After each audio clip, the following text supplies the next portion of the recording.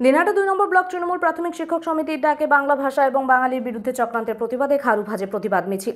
আজ কোচবিহার জেলা দিনহাটা মহকুমা সাহেবগঞ্জ থানার অন্তর্গত খারুভাজ বাজারে কোচবিহার জেলা তৃণমূল প্রাথমিক শিক্ষক সমিতির ডাকে ভাষা আন্দোলনের সমর্থনে প্রতিবাদ মিছিল অনুষ্ঠিত হয়। দিনহাটা 2 নম্বর ব্লকের বিভিন্ন চক্র সম্পদ কেন্দ্রের প্রাথমিক শিক্ষক শিক্ষিকারা এতে অংশ নেয়। মূলত দেশের বিভিন্ন বিজেপি শাসিত রাজ্যে পরিযায়ী বাঙালি ভাষাভাষী মানুষের ওপর অত্যাচারের অভিযোগ রাজ্যের শাসক দলের পক্ষ থেকে বেশ কিছুদিন ধরে চলে আসছে। গত 21শে জুলাই শহীদ মঞ্চ থেকে রাজ্যের মুখ্যমন্ত্রী মমতা বন্দ্যোপাধ্যায় ভাষা আন্দোলনের কথা জানান। ইতিমধ্যে জঙ্গিপুর বীরভূমে মুখ্যমন্ত্রী স্বয়ং ভাষা আন্দোলনের মিছিলে অংশ নিয়েছিলেন। আজ দিনহাটা সাহেবগঞ্জ থানার অন্তর্গত খারুভাজ বাজার এলাকায় মিছিল ও জমায়েত অংশ নেয় কোচবিহার জেলা তৃণমূল প্রাথমিক শিক্ষক সমিতির সদস্যরা। সেই সাথে আগামীতে তারা বৃহত্তর আন্দোলনের ডাক দিতে পারেন বলে জানান। আজকের এই প্রতিবাদ মিছিলে উপস্থিত ছিলেন কোচবিহার তৃণমূল প্রাথমিক শিক্ষক সমিতির অন্যতম সদস্য বাপ্পাদিত্য রায়, বামনহাট চক্র সম্পদ কেন্দ্রের সভাপতি হানিফ শিকদার, দিনহাটা 3 নম্বর চক্র সম্পদ কেন্দ্রের প্রেসিডেন্ট গোপাল সাহা, কোচবিহার জেলা তৃণমূল প্রাথমিক সমিতির সভাপতি সুব্রত নাহা, দিনহাটা 1 নম্বর সার্কেল সভাপতি সুশান্ত বর্মন, এছাড়াও শিক্ষক গৌরাঙ্গ সরকার, হীরকজ্যোতি বর্মন, সজল সরকার সহ অনেকেই। কর্মসূচি আপনাদের আজকে হলো মোদের পরব, মোদের ভাষা, আমরি বাংলা ভাষা। বাংলা ভাষা আজ আক্রান্ত, বাঙালিরা আজকে আক্রান্ত। আজকে যে বাংলাভাষী লোক, অথবা যদি এক কথাই আমরা বলি যে বাংলা আজ যেটা বলে একদিন পরে সেটা গোটা রেস্ট অফ যেটা ভারতবর্ষ সেই তারা ভাবে। আজকে সেই জায়গায় দাঁড়িয়ে বাংলা ভাষীদের উপর যে অত্যাচার, বাংলা ভাষার উপর যে অত্যাচার, সেই অত্যাচারের বিরুদ্ধে আমাদের জননেত্রী মমতা ব্যানার্জি যে ভাষা আন্দোলনের ডাক দিয়েছে, সেই ভাষা আন্দোলনের নিরিখেই আজকে পশ্চিমবঙ্গ তৃণমূল প্রাথমিক শিক্ষক সমিতি আমরা 3টি সার্কেল মিলে আজকে এখানে আমরা সমবেত হয়েছি, মিছিল করলাম এবং সামান্য একটি স্ট্রিট কর্নার করলাম। আগামী দিনে এই লড়াই আমাদের জারি থাকবে, যতদিন পর্যন্ত এই বাংলা ভাষার উপর সন্ত্রাস বন্ধ না হবে আমাদের লড়াই জারি থাকবে। ধন্যবাদ স্যার। কি বলবেন এই যে আজকের এই যে মিছিল, এই বিষয়ে? এই মিছিল এটা নিয়ে বলবার সময় যখন আমি কথা বলছিলাম, বক্তৃতা করছিলাম, সাধারণ মানুষের কাছে আহ্বান করছিলাম, তখনই আপনারা এখানে ছিলেন, শুনতে পেরেছি।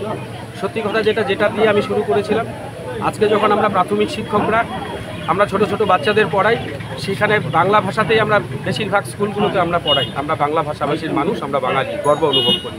সেখানে সেই শিশুরা আজকে পরিস্থিতি সারা ভারতবর্ষে, বিশেষ করে বিজেপি শাসিত রাজ্যগুলিতে যেভাবে বাংলা ভাষার উপর, বাঙালিদের উপর আক্রমণ হচ্ছে, আজকে মনে হচ্ছে সেই শিশুদেরকে বাংলা ভাষা ভুলিয়ে দেওয়ার চেষ্টা হচ্ছে। সেই শিশুরা আজকে বলতে চাইছে, সেই কথাই বলতে হয়, মাগো ওরা আমার মুখের ভাষা কেড়ে নিতে চাইছে, আমি কি তোমার কোলে বসে আর গল্প শুনতে শুনতে ঘুমিয়ে পড়তে পারবো না? আজকে কিন্তু সেই প্রশ্নটা যখন উঠে এসেছে, তখন আমরা প্রাথমিক শিক্ষকরা চুপ করে থাকতে পারি না। আমরা তাই মানুষের দরবারে, মানুষের কাছে আমরা হাজির হয়েছি, মানুষের কাছে এই বার্তা দিতে হাজির হয়েছি, এই বাঙালিদের উপরে সারা ভারতবর্ষে এই অত্যাচার বন্ধ হোক। সাধারণ মানুষকে আহ্বান জানিয়েছি, আপনারা আমাদের সাথে আসুন, এই বাংলা ভাষার লড়াইয়ের বিরুদ্ধে আমরা সামনে দাঁড়িয়ে প্রাথমিক শিক্ষক সমিতি লড়াই করব। এটাই হচ্ছে আমাদের। আগামী দিনে আপনাদের কি পদক্ষেপ রয়েছে? আগামী দিনে পরিস্থিতির উপরে আমরা নজর রাখছি এবং রাজ্য থেকে যেরকম নির্দেশ আসবে আমরা সেই জন্য অন্ততপক্ষে এটা নিশ্চিত, বাঙালি, বাংলা ভাষা, বাঙালির উপরে যদি এই ভারতবর্ষে বিজেপি শাসিত রাজ্যগুলিতে এই অত্যাচার যদি কেন্দ্রীয় সরকার বন্ধ না করে, বিশেষ করে আপনারা জানেন কুচবিহার জেলাতেও পার্শ্ববর্তী এনআরসির নাম করেও যেভাবে বাঙালিদেরকে হয়রান করা হচ্ছে, কুচবিহারের রাজবংশী মানুষকে হয়রান করা হচ্ছে, সেই জায়গায় যদি এটা অতি সত্বর বন্ধ না হয়, তাহলে আমরা যে কোনো পথে আমরা পা বাড়াতে বাধ্য হব।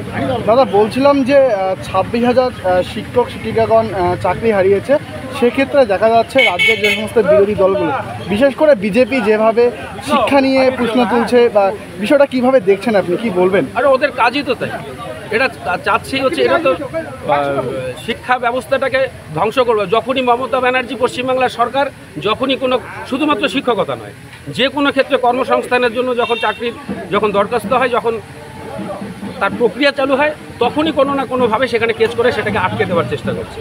আসলে তাদের উদ্দেশ্য বেকার যুবকদের স্বার্থে বা ওইটা কোনো প্রশ্ন নয়। প্রশ্নটা হচ্ছে যেভাবে হোক পশ্চিমবাংলা সরকারের যেরকম কোটি কোটি টাকা তারা আটকে রেখে, সরকারকে 100 দিনের টাকা আটকে রেখে, পশ্চিমবাংলার প্রাপ্য ন্যায্য টাকাকে আটকে রেখে যেন তেন প্রকারণে, ওই যে বললাম, ঘুরে ওই জায়গাটাতেই আমাকে বলতে হয় আসলে বাংলাকে জব্দ করো, বাঙালিকে জব্দ করো, এটাই তাদের মোটিভ, আর কোনো মোটিভ না। দাদা, বলছিলাম যে 26,000 শিক্ষক শিক্ষিকা যেভাবে চাকরি হারিয়েছে, সেক্ষেত্রে তারাই আন্দোলনে সামিল হয়েছে, সেভাবে কিন্তু দেখা যায়নি আপনাদের সংগঠনকে তাদের আন্দোলনে সামিল হচ্ছে। না, সরকার সেখানে পাশে দাঁড়িয়েছে, সরকার যেখানে আছে সেখানে যদি তাদের উপরে, সরকারের উপরে তারা ভরসা না রাখতে পারলে সে দায়িত্ব তো তাদের না। ধন্যবাদ।